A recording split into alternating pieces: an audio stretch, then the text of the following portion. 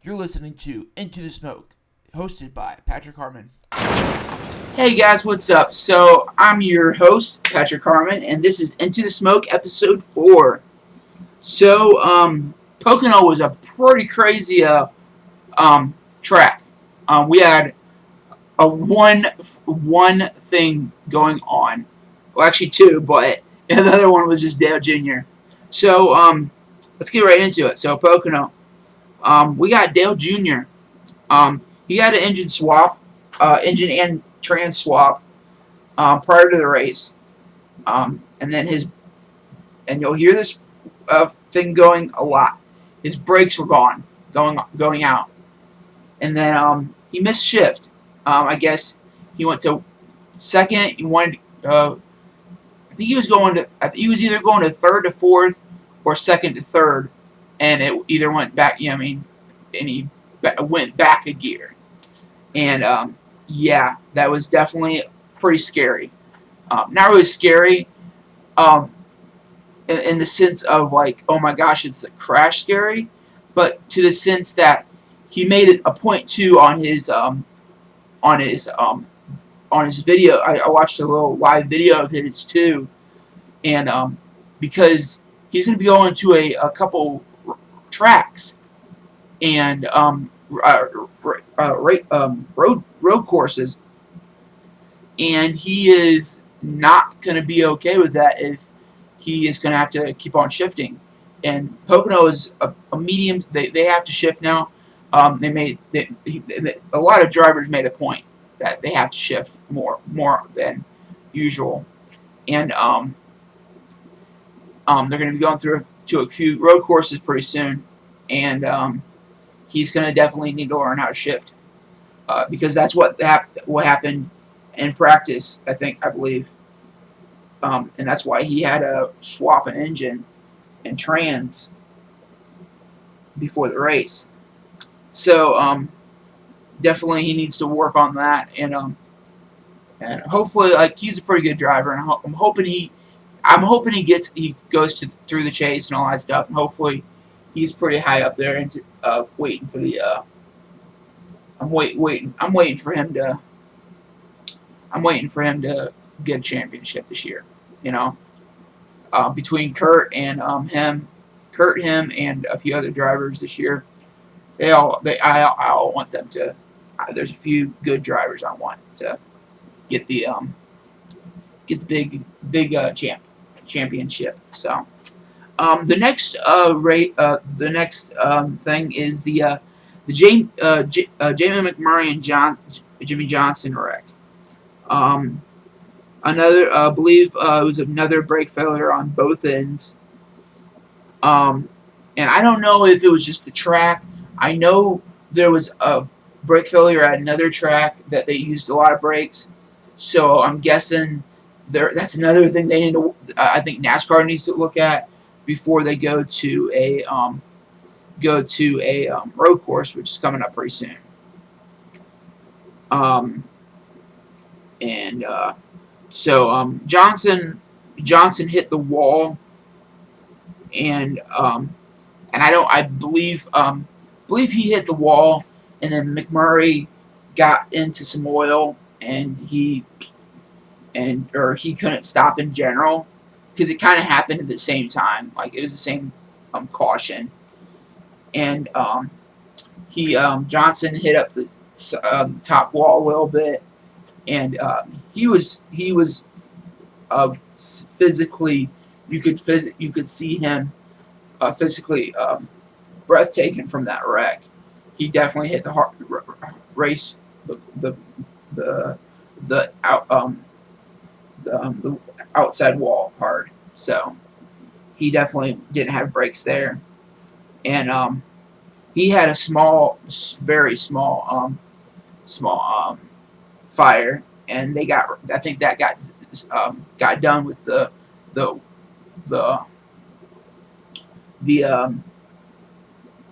the suppression or whatever in the front. But Jamie McMurray, on the other hand, wasn't. And I believe I'll talk to you about a little bit, but he had a very huge fire. Um, and And I believe I know why. I believe that they have a fire, basically a fire extinguishers type unit up front because of the engines and all that stuff. And and they have one in the back too, but because it was, because the fire was up like front originally, it used it all up. And that's either that or they only have one up front. They only have one um, in the back. So I don't know if which one is true. If either is true or both of them is false, I don't know. That's what I'm guessing is either it used it all for the front and it was still on fire, and you could see him like literally like he probably put it in neutral, and he's not worried. It was already heading towards the inner inside wall, so he was like, I don't care. He probably put it in neutral, and it's already off. I mean, it's dead. Hopefully that battery's burnt, so it's dead. So he probably put it in neutral. He probably put it in neutral, and you could literally see him getting out. I think he got caught up on one thing, and then he was out because that he knows that that could go on, blow up, and then he jumped over the safer barrier, and yeah, he you could, but it caused a red flag for a while due to the fire, and they had to clean up everything, but he could barely stop, and probably it had no brakes, so he probably just wiggled in neutral and popped it out. But and then Casey Kane also had a brake failure, so it was definitely a brake kind of thing. I think he just hit the wall a little bit, and then he took it to the pits for the day. Just like Dale Jr. and all that stuff. But Ryan Blaney, which was he was a pretty good story. I think it was first win in 60, I believe 68 starts, which is pretty cool. Um, and but which was the funny thing or the cool thing was he was having radio problems. He can hear his teams and all that stuff, but they couldn't hear him. So like early in the race, it was just like, oh, I mean, if you drive by us, like give us a couple fingers or whatever. But eventually, it was like just I mean, let us deal with it, and do the I mean, I guess it's like what they did with old school, which was tap on the door and then tap on the roof and all that stuff. So yeah, it was pretty cool. Um, and he won the race with no radio. So you could hear. I mean, and I mean, obviously it wasn't no radio, but with how little that was, it's pretty cool. Um, and then he did I believe he did a reverse lap, which I forget what they called that, European lap or whatever. And I guess he got some slack on that or whatever. He got made fun of or whatever. I don't know if what which what it was, but because he didn't do a burnout, and like everybody was like, I guess people were wondering like, was it because you got all like overwhelmed because it was your first win, and he was like, no, it was because like it's mostly because he doesn't like people because it's a car and he won that with that car, and he doesn't want to tear it up, which it makes sense to me. So it's pretty good. First win. So we've had a couple first wins in the Cup Series. Him, and we've also had we also had Austin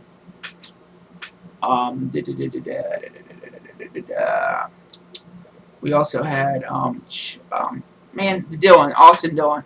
I was about to say, I was like, Austin Dillon. But then Darrell Walsh Jr., his first Cup race ever.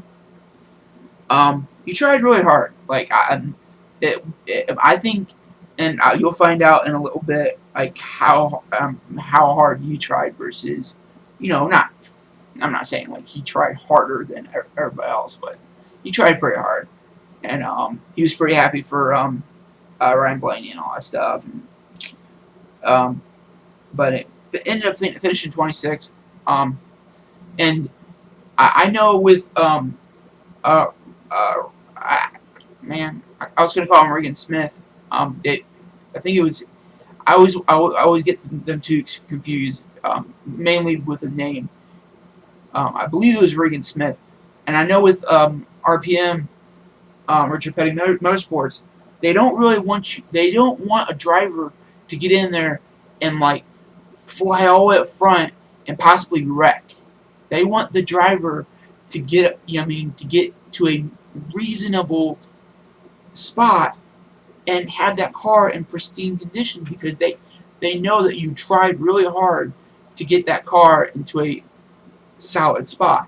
If you wreck your car, they know that it's not really trying hard. You're just pushing through, So, but in post-race interviews, he ended up fully passing out. You could see him blacking out, and so he actually had to go to the infield care center and get fluids and all that stuff. And you could he literally lights out. So that's it's like when you're in a room, you turn off all the lights, it goes black.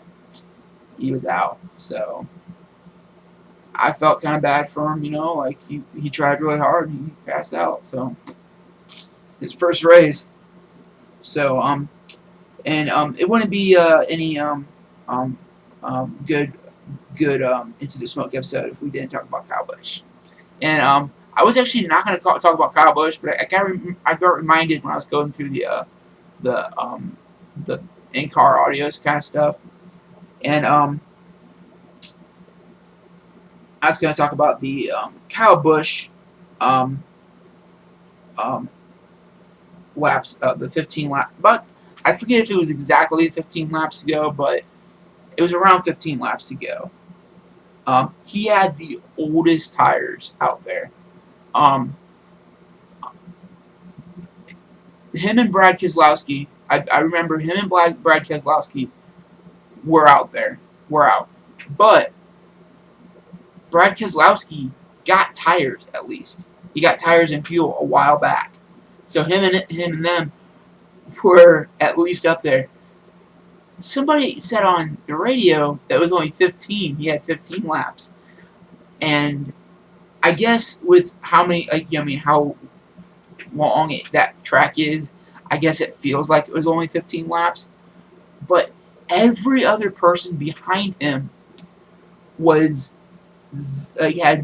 0 laps on their tires because they all either went in and got tires and fuel before, or they had tire, or they got tires on the yellow on the caution. And I was just sitting there and like, this is not going to be good. Like, it's not one of those decisions. Like, it's not one of those decisions that it never goes good. And it's one of those things that I've always wanted to interview somebody about.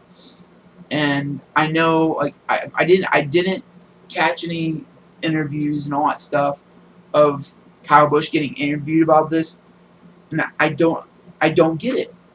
Like it was the worst decision that a driver and crew chief could make. And it could, like, it's not one of those, like I said, it was not one of those decisions. It's not one of those like things I was sitting there and be like, oh, like he's probably not gonna win. It was like I was thinking that, obviously, he ended up finishing 9th. He was he was first. He got, first, and then Brad was second. But really, like I was saying, really, it's like, come on, dude, come on. So I was thinking because of how Kyle Busch is, I was like, he's probably gonna want a new part-time crew chief for another 3 races because he has a part-time crew chief and tire changer and tire carrier for 3 more races. So at least the crew chief's gonna probably be changed. I don't know. So real quick, guys, I'm gonna give you guys a second to listen to You're listening to Into the Smoke, hosted by Patrick Harmon. um I'm gonna let you guys listen to real quick a second to listen to our commercial, and I'll let you guys come back. Hi, if you like NASCAR just as much as I do, and you live in Fort Wayne area, shoot me a line on my Facebook direct message, and maybe you and I can be doing a Into the Smoke episode right here in the Into the Smoke headquarters. Yeah, you got it. Into the Smoke headquarters. Shoot me a line. Again, that is the Facebook page for the Into the Smoke, and shoot me a line at the direct messages. Hope to see you soon. Okay, guys. So thanks for listening to that commercial. If you guys like it or know somebody that might like NASCAR just as much as I do, like it says, shoot me a direct message over on the Into the Smoke podcast, Into the Smoke podcast Facebook page. So real quick, we're gonna touch on penalties real quick. There's only 2. Daniel Suarez got a lug nuts not properly installed penalty, $10,000 on the crew chief, and the truck series over in Texas, which I didn't get to watch again. It was a night race, and like I said, I didn't get to watch again. And I think I even said that on the breaking news episode. Chase Briscoe of the Brad Keselowski trucking team. Same thing, and that's only a $2,500 penalty, which I don't know. And I don't know if I want to do this every single time, but I have something a little bit different to talk about. It's called driver and fan interactions, and I guess we can get into it a little bit more after I talk to you guys about it. There is a video I ran into, and it got a guy named, and I'm not gonna. I guess I'm not gonna say the name. I will link the video into the description down below, and I'll just say video, and then I'll link the video. It's a YouTube video, obviously. But I will link the video into the description down below. But the name of the video is called Danica Flips Off Fan 2017. I don't know if he thinks he's gonna try to upload more videos of this, because I didn't even see Danica flipping off a fan, by the way. Unless if he didn't, he's got his phone. It's a phone, obviously, because he put it long ways and he didn't know how to like have a real camera. And it was published in June on June 12th, 2017.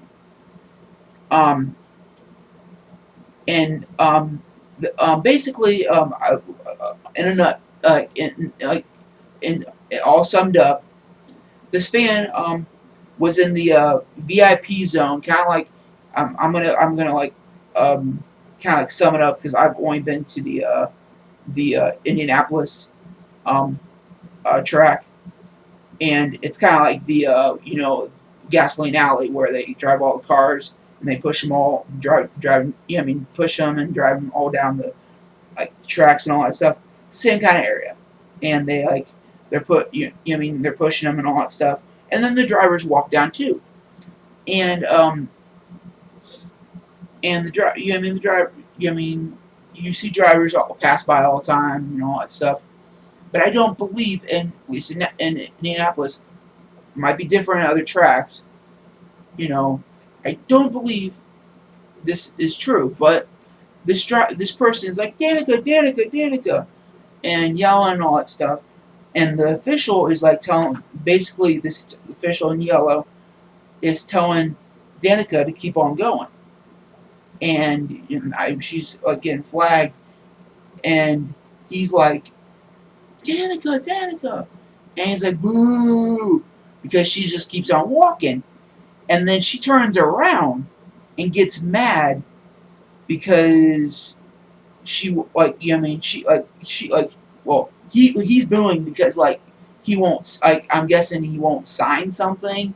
I don't know. Like, that's kind of like the thing I'm not understanding, because one, she's trying to, like, and that's what she's saying in the video, is that she has to stay with her vehicle, and she was probably in practice at the time, so she has to go. She's actually telling the fan that she has to go to talk to her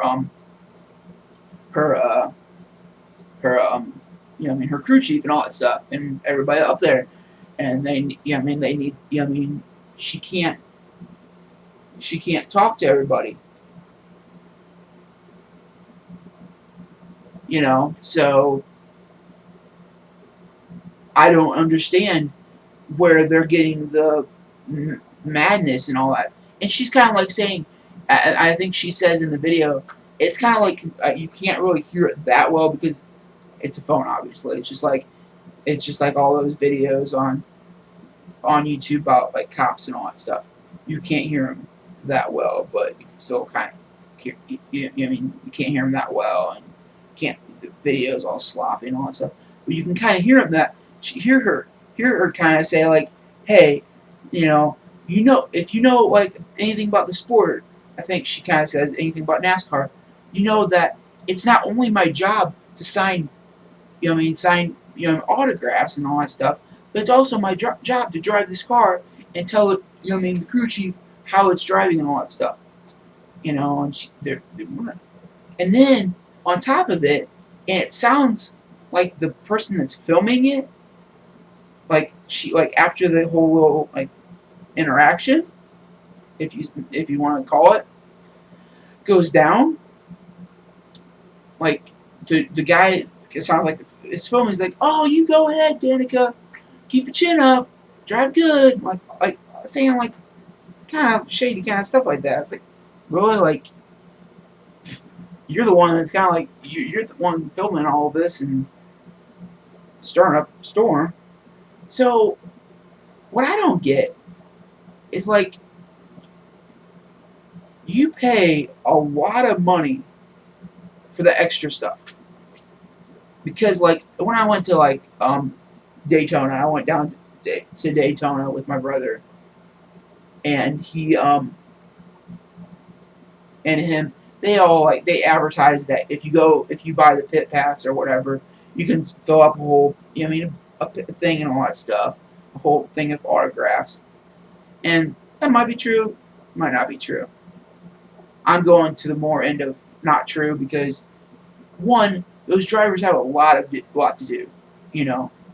They're more there to put on a show on the track versus in the pits. Um, but you do pay a lot of money. It's like I was thinking. I didn't actually. I forgot to look it up. I'm pretty sure it's not the same for every track, but it's got to be more than $100 per pit pass to go down there.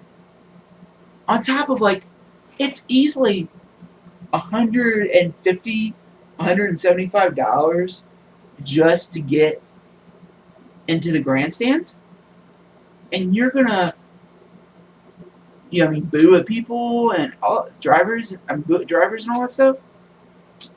You know, think about that. Think about that. You know, and and other than that, there's others around you that paid for that experience. So why would you mess with that? So you gotta think about that as well, because, I mean, there's other people around you that might like that driver or might like that. You know what I mean? You know what I mean? So So once I watched that video, I kind of, had a thing. And this is what I think. Had a thing. This is the thing I had. Is I had a what NASCAR should do, and this is what NASCAR should do, and this is kind of like, and I'll touch back on what I was talking about earlier, and if for example that happened at a track, and somebody's booing or yelling at a driver for no reason. There's no reason you should yell at a driver unless if they are physically or verbally like assaulting or like abusing you. Like they're punching you or they're cussing at you. Or if you're getting into a fight, then yeah, that there's a little bit like maybe like they should push the driver away. But if that happens, you should get your pit pass revoked for the day or whatever if you're at the track for the day, or if you're at the pit, or if you're at the track for the whole weekend, you should get that taken away for the whole weekend. You know what I mean? Because that's a privilege. Yes, you paid for that, but you should sign. You should have to sign something for that. If you boo at drivers in the grandstand, you should kick them out. You should kick them out of the grandstands. You should just say, you have no reason to be here. Leave. Go talk. Go sit in your vehicle. If you want to hear the cars drive by, that's fine. And if they were sitting in the middle in the campers, that's fine. If you want to sit in your camper, and there might be like they might get into like legal issues there, but I don't know. Like maybe they can just tell them to just leave. Campers need to leave. They're on private property. Another thing is that, and I've kind of like I didn't notice it too much when I went to Eldora, and this is another thing I could bring up too. But if someone is like drunk, no matter where they're at, like even if they're like at a non-family zone, like which is kind of like I've never understood that. It's like I don't think there should be a zone that you're a family man or whatever. You don't have to be here or whatever. So, no, like no zone should be considered a drunk zone. It's like you should get kicked out too, because we don't need those types of fans in the sport.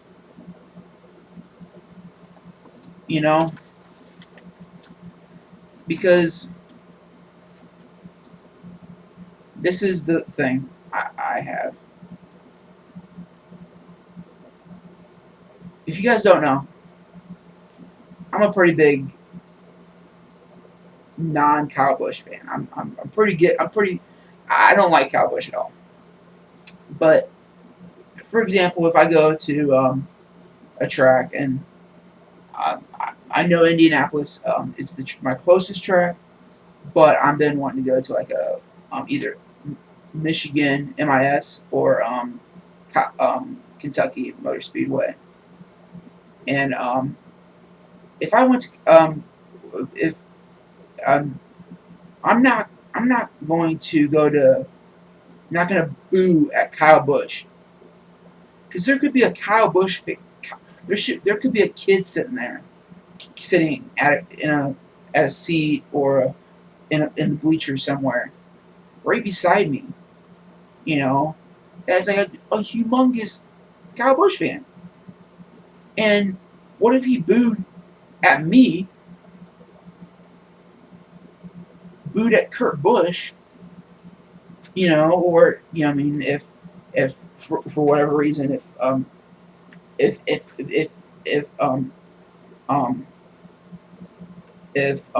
Tony would ever get back into the car or whatever, but what if he booted my driver? And it's like I would hurt too. you know, and it's like, why would you do that? Because there's people all over the grandstands that have different drivers. And when you boo at somebody, you definitely get more hurt than you get, yay, like, wow. Or it's like, oh man, say like that, like, oh man, Johnson won again. It's like, oh man, that's all you have to say. When you boo at somebody, that means like you you get so much hate for that, because in the end, I could talk all that hate on here, and people can hate on me on here, versus on some other platform like at our track, and some kid might get really hurt by that. At the end of the day, I do have respect for those drivers. They drive those cars in sometimes like unheard of temperatures. They don't have AC. If you had AC in that car, you would probably not even be going 200 miles an hour. You'd probably be going like 150, 140, 150, and those cars would, and but and Kyle Busch, like, he's just a good driver to make fun of and all that stuff. But at the end of the day, I would never boo at a driver, you know. But that's it for this episode of Into the Smoke, episode 4. And if you guys like this episode or any other of my episodes, please hit that like button on the down below. And if you want to hear more of these episodes, hit the subscribe button. That way you can hit that button, and then that way you can make sure you get here before anybody else does. And also hit that bell button right beside the subscribe button. There's a little bell. You click that, and that makes sure you get here before anybody else does. Well, unless somebody else hits the bell button, and then all y'all can get down in the comments, and that's where that next thing comes in. Go down in the comments below. If you guys have a bad experience, a good experience at a track, whatever it is, go down the comments down below and let me know. Let me know if you think NASCAR should really set up something like that. Set up something that might help people and all that stuff. Until next time, guys, stay out of the smoke.